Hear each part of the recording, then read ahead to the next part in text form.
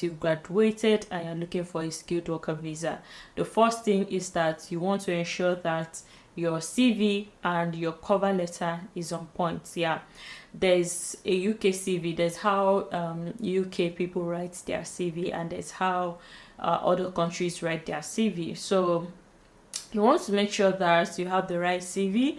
Use your CV to apply for 1 or 2 jobs and see. If you're not getting interviews at all, it means something is wrong with your CV. It means that you have not been able to communicate what you've done, or that 1 or 2 things is lagging. So ensure you have the right CV and cover letter. And if you need professional help, if you see that you're not getting interviews, you can seek professional help from your university career. They have this career section within your university that you can approach for them to help you check your CV and tell you what you ought to do right. Other ways is that you can get CV samples online that you can use, and then you can use it to like build up your CV. One thing I think I did on my CV is being able to number what I've done, like actually knowing what I've done. For example, I worked as this and this, and I was able to cut waiting time by 10%, or I helped manage this social media and I increased engagements by 10%. So having those kind of key metrics on your CV actually help, which is I think was the game changer for me. Before, I'll just list out what I've done. I wouldn't put what I contributed. So instead of just listing what I do, I in one experience try to input say 2 things that key metrics, 2 things that I've done. So if I have 5 key points on my CV, 3 is like what I did, and 2 is like what I achieved on that role, what I contributed to that role. So I helped manage this social media and I grew it, engagement grew by 2%. Figuring out how to add those metrics to your CV, it actually helps. So ensure you have the right CV and cover letter. I think that the magic to getting a skilled worker visa is applying. You can never get tired of applying. That's it. Like, you can't say I am tired, I am not getting it, so I'm tired. You can't be tired. You cannot be tired. So the secret, the magic behind getting a skilled worker visa is that you have to keep applying until you get it. The rejections are coming. You are going to take it like a big girl and a big guy, and you are going to keep applying. You know why? The more you keep applying, the more chances of you getting that job. Yes, you getting that sponsorship. So I'm telling you, if you just in your mind target, I'm going to apply up to 500, I'm going to apply up to 1,000, I am not going to get tired of applying. Tell yourself that, so that by the time you're applying, you're not going to get tired. You're not going to say, well, I'm getting rejection so much, I'm not going to keep. No, the secret to getting a skilled worker visa is that you are not going to get tired of applying. You must keep applying. I say to myself that one application is a step further to getting the skilled worker visa. One application that I submit is a step further to getting a skilled worker visa. If you submit an application today, you are a step towards getting the visa. So why stop? Don't stop. So the magic is that you are going to keep applying. Keep churning out the application. Keep applying. Okay, so now that we've established that you have to keep applying, another thing you have to do is that you need to be able to track your application. You also need to know where to apply, and you also need to know the platform that you should use in searching for sponsor. So let's take it one by one. The application tracking. When I started applying for jobs, I was just applying anyhow. Like, I'll see a job on Indeed, I'll submit. I'll see a job here, I'll submit. Tomorrow, if I see that job, I'll be wondering, have I submitted application for this job? Did I apply for this job? So I get confused. I don't even know the jobs I'm applying for, and I'm like, no, this is not good. This is not the right way to do. So I did develop like an application tracker. So I have months, I have application position, like the name of the position, when I submitted it, and the status of the application. So I did a job tracker, which helped me. So in December, January, February, or February, March, April, I'm going to put the months and the jobs that I applied. So the moment I submit an application, I'm going to say, this is the application I submitted. I also had like a Word Google Doc document where I will copy all the cover letter that I use for that application, and I'll put it there, because sometimes when you submit an application and they call you for interview, you get confused and you don't know the cover letter that you use for that application. So I always keep my cover letter separately as well. So have a job tracker. It will be a game changer for you. So what I did on mine is that if I get a rejection, I'm going to mark it red. I submitted, they rejected me, mark it red. If I get an interview, I'm going to mark it yellow. If I get a job, I'm going to mark it green. And if they don't call me at all, it will just be the original writing, the way I wrote it, black. That's how it is. So that helped me to track my application. So as I'm submitting applications, I know the number of applications I'm submitting. I know the jobs that I've applied. So if I see a similar job and I'm wondering, have I applied for this job? Have I applied for this job? I'm going to go back to my application tracker to see if I've applied for that job, and I'll know if I applied or not. The moment they give me a rejection, I'm going to mark it, and I know the number of interviews I've gone for and the number of rejections I've had and the people I'm still expecting to hear from them. Like, so I was able to track my job. So having a job tracker will also make a difference for you. Then knowing where to apply. Where do you apply? Honestly, don't apply on Indeed.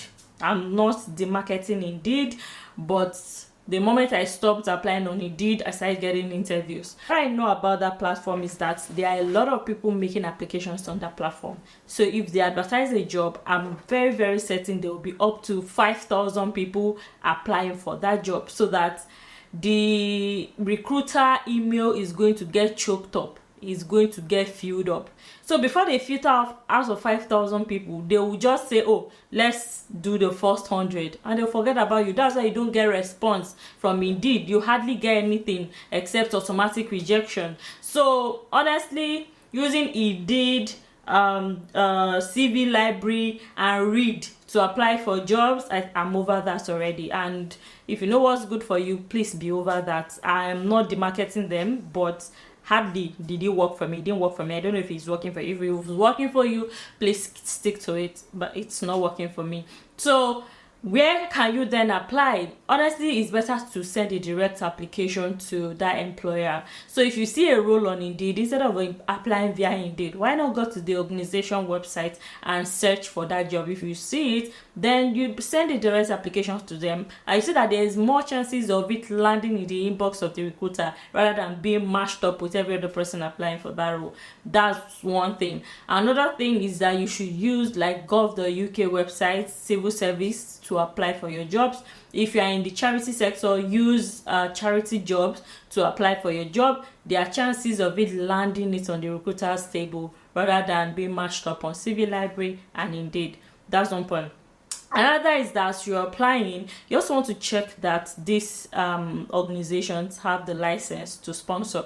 It's way easier if they have the license. I know other organizations are ready to like go through the process to register and all and sponsor you, but it's way easier if they are already licensed to sponsor, so that the next conversation you're going to have with them is, will they sponsor you? So there is a website that I use, I've mentioned it here before, which is tiersponsors.co.uk. It's a website that makes you quickly search for job sponsors. By the time you type the organization, they are going to tell you the type of sponsorship that they have. If they don't have any sponsorship, it will not appear. So for me, if it doesn't appear, sometimes I don't even bother myself to apply. So yeah, you may want to check that the organization have sponsorship, then you now have a conversation with them to see if they are willing to sponsor you. Another thing is knowing the salary requirements for your job. Which role are you interested in? Know the salary requirements. What's the salary requirement? I also know that the general salary requirement is different from the salary requirements for that particular job role. You can know this by going to the UK website, the gov.uk, to see the salary requirements for your particular job role. So if you go there, there's a very long list of the occupation code and the salary that is required for you to earn on that particular occupation code. So knowing that will help you to also narrow the job you're applying to the particular salary that is required. I know the standard salary now is 37,800, but there are some jobs that you need to earn higher than 37,800, and there are jobs that you need to earn lower. But whichever is the highest out of the 37,800, which is the standard one, and the one that is required for your job, whatever is the highest is what the home office will use for you. So know this at the back of your mind when you're applying. As you're applying, another thing I want to say is that we may get tempted as immigrants, because most of us came here, we don't even have anyone in this country, so you want to continue doing shifts so that you can pay your bills. I know, but while doing shifts and while doing extra jobs, please make sure that your long-term thing, which is getting a skilled worker visa, is not on hold. The shift that you're doing, don't go and pack 45 hours shift on your head, 40 hours shift on your head, and you don't have time to apply for like the real thing that will give you a skilled worker visa. Please know the limits of the job that you can do and the one that will give you space to apply for a skilled worker visa. If it's to take just 30 hours a week, 25 hours a week, so you can dedicate the rest time to apply for your visa, please do it. Also have like a job target. How many jobs do I want to apply for in a week? Oh, I want to apply 10 jobs in a week, or I want to apply for 7 jobs in a week, 1 job 1 day. Even if I come back from my work, I must dedicate 1 day to apply for 1 job. You can do it. Or okay, I work Mondays to Friday, Saturday and Sunday I'm going to rest and use it to apply for 10 jobs. Do that. It's going to help. If you keep attending shifts and packing 40 hours shift on your head, trust me, you are not going to have time to apply for the long-term thing, which is getting a skilled worker visa. So please don't forget that. For people who are already employed, you are on your graduate visa and you're seeking a skilled worker visa, I want you to go and check if your employer is licensed to sponsor. If your employer is licensed to sponsor, please don't be scared to have a conversation with them. Yes, you know what you bring to the table, you know the contributions that you make, and how much are they paying for a skilled worker visa? It takes less than £3,000 for them to pay for your skilled worker visa. So yeah, your employer, have a conversation with them. I'm very sure they are willing to sponsor you. Don't be scared to have a conversation with them. This is what I did when I found out that my employer had a license to sponsor. I walked up to my boss and I asked him, what is my future in this organization? I have a graduate visa and it will expire so time. So what will happen to me? Will you sponsor me? And yes, they said they were going to sponsor me. We had that conversation. I wasn't scared to reach out and say, email, hi, can we have a conversation? Can we have a quick call? Yes, let's meet over Zoom. Let's meet over Teams. Let's have this conversation. So don't be scared to have a conversation with your boss.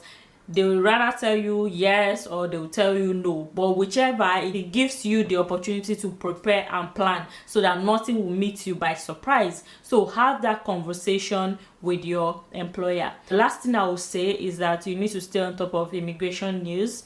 I mean, that's a normal thing for us as immigrants. You have to be on top of immigration news, know what's going to change and know when it is going to change, so that you're prepared and you are all prepared for whatever comes. So I really wish you success in your application journey. Your takeaway from this video, even if you don't take anything, is that you should not stop applying. Even if it's 1,000 jobs, one more application is one step towards getting a skilled worker visa. Never stop applying, please. Even if that's the only thing you take from this video, never stop applying. And I wish you the best on your journey to securing a skilled worker visa. Take care and goodbye.